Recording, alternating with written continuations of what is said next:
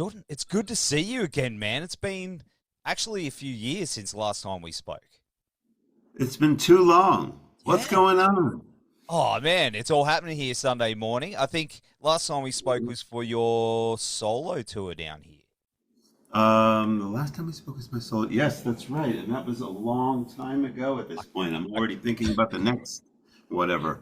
Yes, you've been a busy man, but man, of course, thanks for joining us again. Dream Theater finally coming back to Australia for the 40th anniversary tour. Way overdue.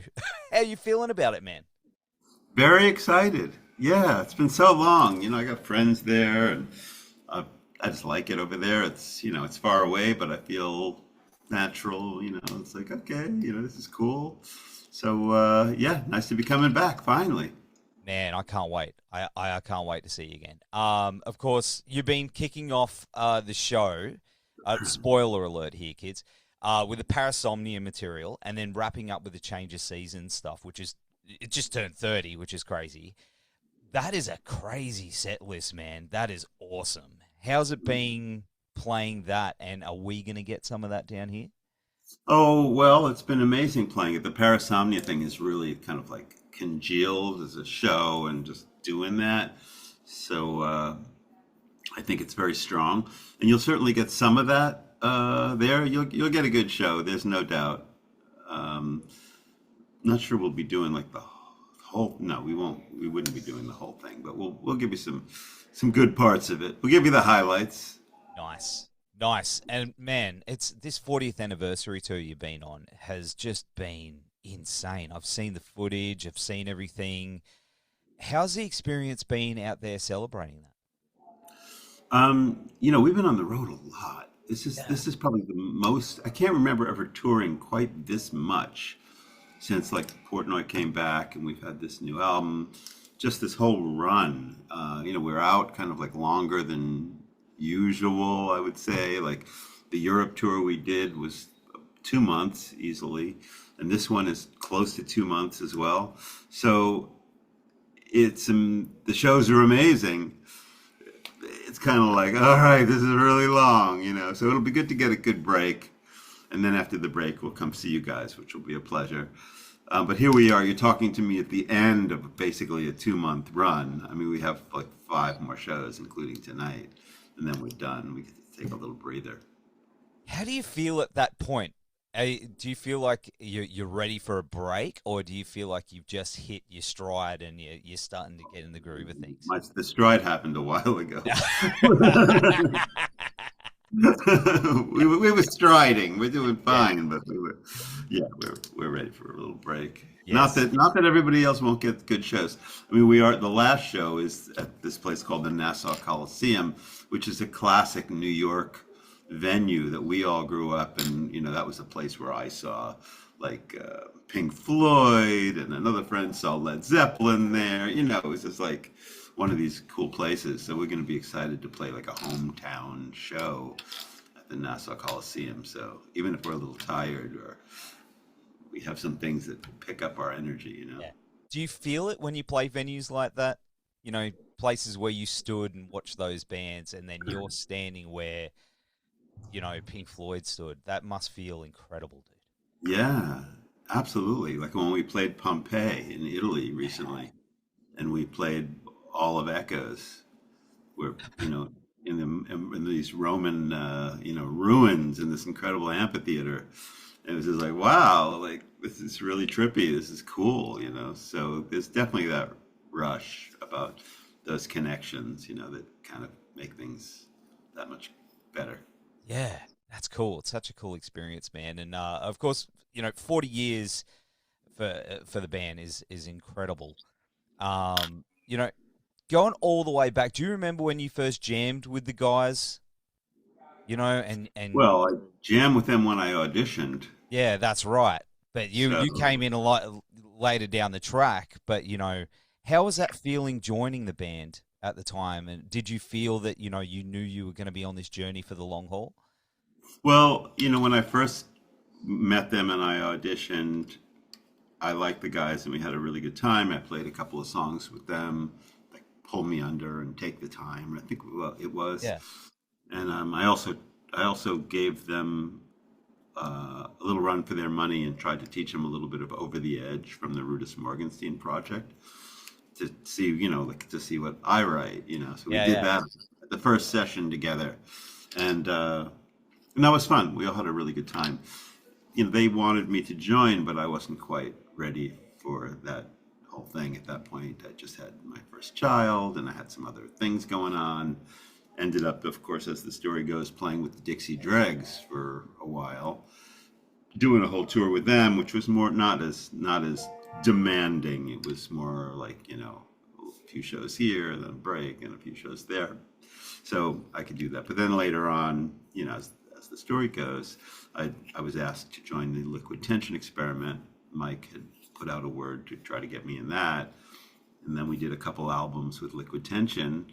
And those were very successful and a lot of fun to do. And then they asked me again, hey, how about now? Like, would you join the group now? And I was like, yeah, you know what? Now's a good time. Let's do it.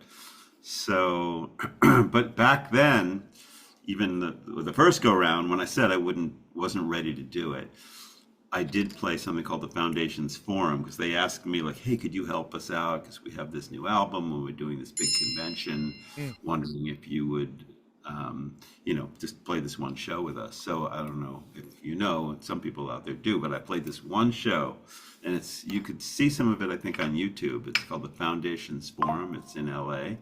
I had a 61-note keyboard. I think it was a Kurzweil at the time, and I did the show, helped them out, had fun.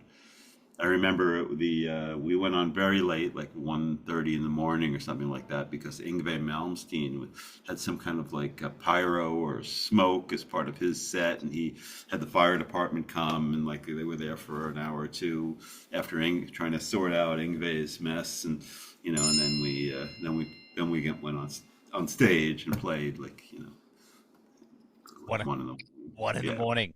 It was ridiculous, but it was cool. People hung out. There were people there. Man, of course they were. But mate, of course you're also dropping a live album in November, like next month too, November 28th, right? Cue the sound effects. It just dropped. There we Thank go. you. You're all ready for it. You got it. Well, where's your drop? Where's your drop sound? Yeah. Yeah. No, that's not it. No, it's the pants it. off. Don't worry. That's it. No problem. It's for comedy. You should always prepare the full set of sound effects for each. It's behind me though. It's like I just. The drop's gotta be like. No, I know. I failed you. But that's all right. But we have a good idea for the next time. Next time you'll be like, "Where's my sound effects?" And I'll be like, "I'm sorry," but but of course, it's live in Paris. I can't pronounce it because of my Australian accent. What is it? Is it quarantine? Yeah, don't ask. I'm not a French. It's something like quarantine something. Yeah. Yeah, it looks incredible though. Yeah, but it's gonna be great. It sounds great. Looks great. It'll be nice. And of course, I haven't slowed down for a moment to even like literally watch the thing, although I've heard it because we all had to approve it. But one of these days when I'm home, I'll put it on the screen and check it out. Enjoy it like everybody else. What is it about that show though? Because that was how far into the run was that? I mean, what was it about that show that made it so perfect for recording? Well, we try to find places to do these kind of things that are where we have a really strong following and where we'll feel some great vibe. And Paris is always good for Dream Theater. It's one of the spots when we think about, okay, where can we film a show? It's like, oh, we can do it here, we can do it there. There's certain places that are just like, really strong. So this was, at a good spot on the tour where we actually knew what we were doing. And, we knew it would be sold out and it would be a good show. So that's how it came together. You're going to film some stuff down here in Australia? You reckon you'll... Well, somebody might have a few iPhones out filming stuff. Yeah. Document the long to Australia. I don't know about anything too formal, but, Mate. The guys in the front row, they'll be filming it. The guys Yes. holding the cameras, like, this guy's filming the whole show. Does that annoy you? Are you one of those guys that's like a no phone person at shows, or No, it no, doesn't I'm not bother at you? all. I think people should be allowed to take pictures. I think that the only problem is if you see somebody just out there the whole time, just Yeah. like capturing the whole thing. I just think that that's kind of like rude, Mm. you know.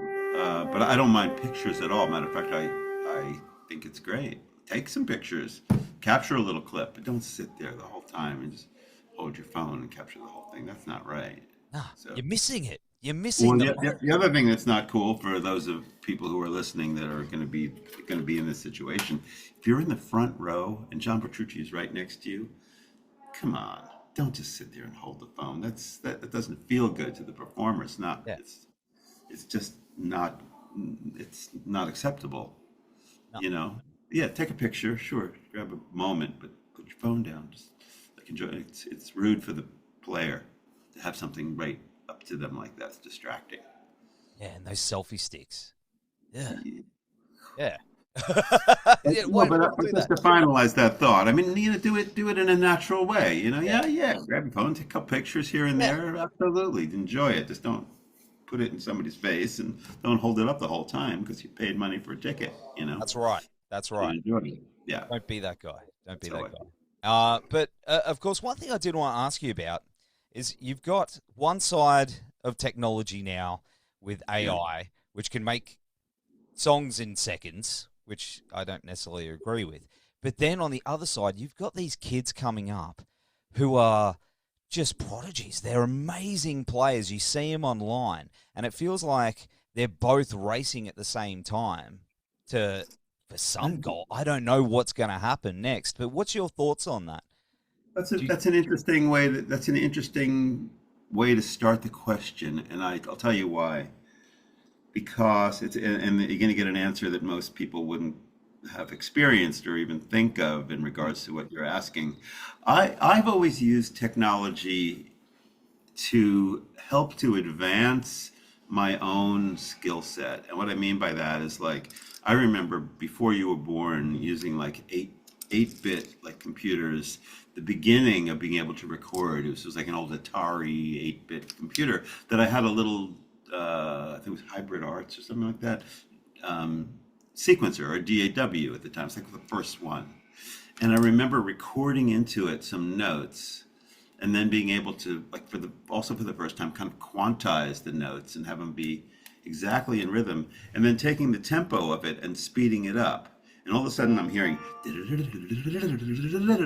and I come from a classical background. I went to Juilliard. I studied classical music. I learned from a great teacher. I have a good, solid technique on the piano. But when I heard that, I was like, oh shit, that sounds so cool. I want to be able to do that. I can do that. And so all of a sudden I had this new like sonic goal in mind that wasn't possible before because the technology allowed me to hear something that was just so new and so different that then it had me practicing in different ways and trying to achieve something and try to up my own game and feel, just the feeling of what that's like. And even like these days, sometimes when I play a line on the keyboard, it can be very sequencer like, but it's not a sequencer, it's me. And that feeling of expanding my world to be more than who I was before the technology is kind of a cool feeling. So like, I think that like these guys who are playing, like, you go through doom scrolling or whatever through Instagram and you see these incredible like guitar playing kids that are doing these amazing things. And I think that everybody's influenced by everything that's around them. So like you could say that the young people who are these shredders, they're influenced because they were able to go and they have these apps now where you can slow things down and speed things up and take things apart and get in there in a way that was never possible before. So even though a lot of the people that probably are listening and have even done what I'm talking about would say, oh, I hate AI and that's ripping off human beings or whatever. Wait a minute. All the technology that's out there is influencing all of us and probably the guy who's thinking that way as well. yeah. So that's the way I think about technology. That's one of the ways I think about it is like, what doors can this open up for me? Because the technology doesn't have any feelings. but I do, and the way that I resonate and react and progress and inform others through my music and through my words, it's going to be, I use these tools to help that, to grow that. And I got to say, from a personal perspective, like I've never been as creative as I am these days with these tools, because yeah, they're controversial and they're scary and they're really powerful, but man, they can open up a lot of creative doors, like just make you think about all kinds of stuff and do and just like create like crazy stuff. And most people don't really know, like you said a while back, when we started this, like like people can create songs in 30 seconds or Yeah. whatever. You're not crazy about that. Well, you know what, I'm not crazy about that either.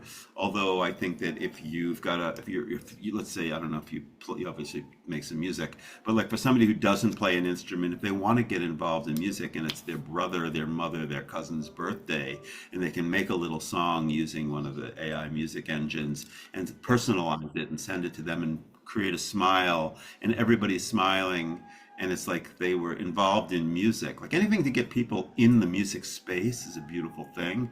So on that level, if somebody is not a musician and they're just using it because they're trying to, it's making them smile, and they're in music. They're not, doing ridiculous things with, they're hurting people Yeah. or um, causing violence in the street.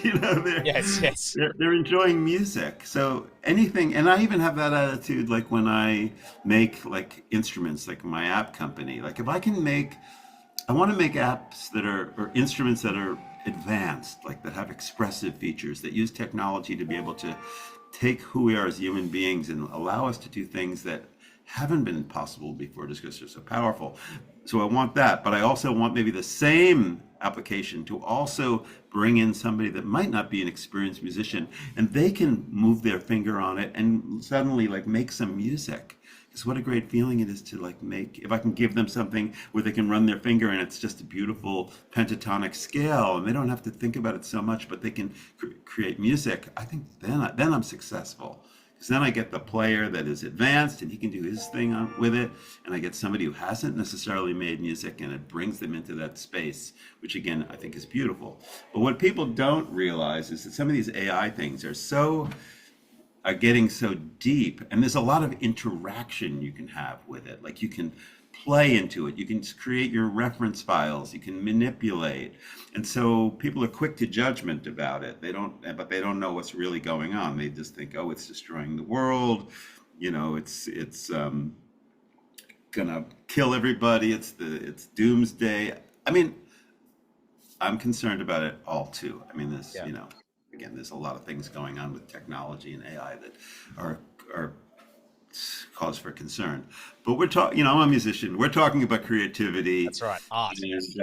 and so yeah, I think that anything that opens new doors, creative stuff, is worth exploring, and it's really interesting, and it can and therefore kind of expand who we are as people and open up more possibilities. And I like that part. Sorry, that was a very long answer. No, but that was a great, great answer. That's probably one of the best answers to something like that I've heard. Like, because usually I get, one side's like, nah, AI, and the other person's like, oh, it's cool. Like, but you explained it in a way that I think that there is positives to it, but it I mean, like I know people will write some, stuff under this, yes. wherever you post this, and they'll hate me and they'll hate you. And I'm sorry about that. But, I don't have any cares about that.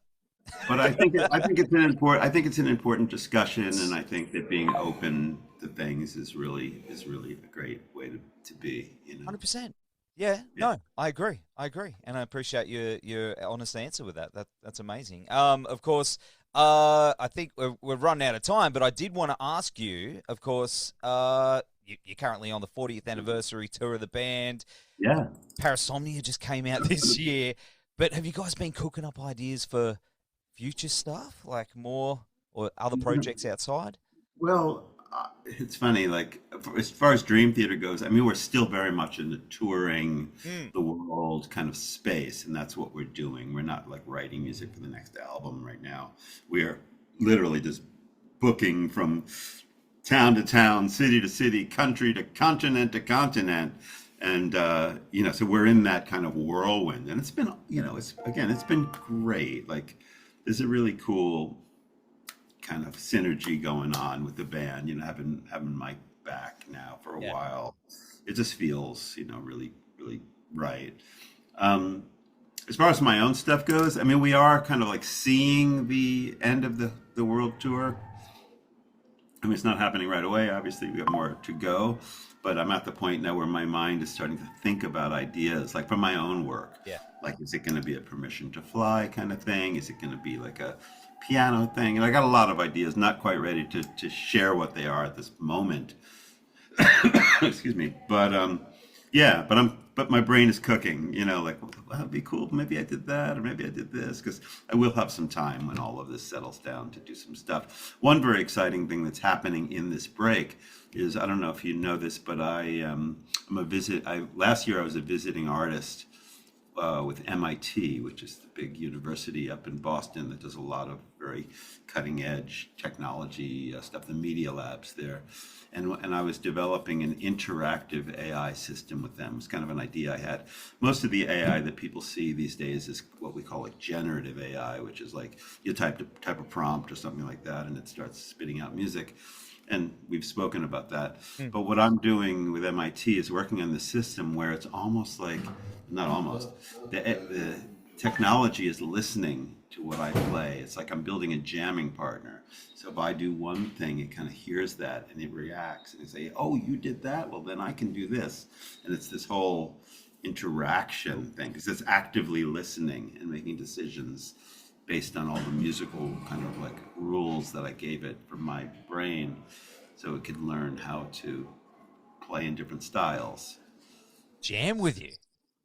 Jam with me. So I'm going to continue working. So I'm going back there. I'm going to have some time that I'm going to go back to MIT and continue working on that project. Unreal, man. That sounds unreal. You're a smart cookie. Hey, that's. If it makes sound, I'm pretty good at it. If it doesn't, then I don't want it. Oh, brother. Hey, man, it's been really, really cool catching up with you. I know it's been a while, and I'm looking forward to seeing you and the boys in Brisbane. It's going to be such a good time. It's going to be great. We're going to really love it, and I look forward to my walks around the different towns. And if we're in the same town together, we can get a cup of tea or something like that. That sounds like a damn good idea, dude. That sounds like a good idea. Hit me up. Hit me up before the Brisbane experience. Will do. For sure, man. That'd be fun. Yeah, that'd be really great, man. But in the meantime, we'll have all the links down here and on the website. Enjoy the rest of the show and have a great Christmas, brother. Thank you, my friend. All the best. Good to see you again. You too, care. man. Take care. Bye.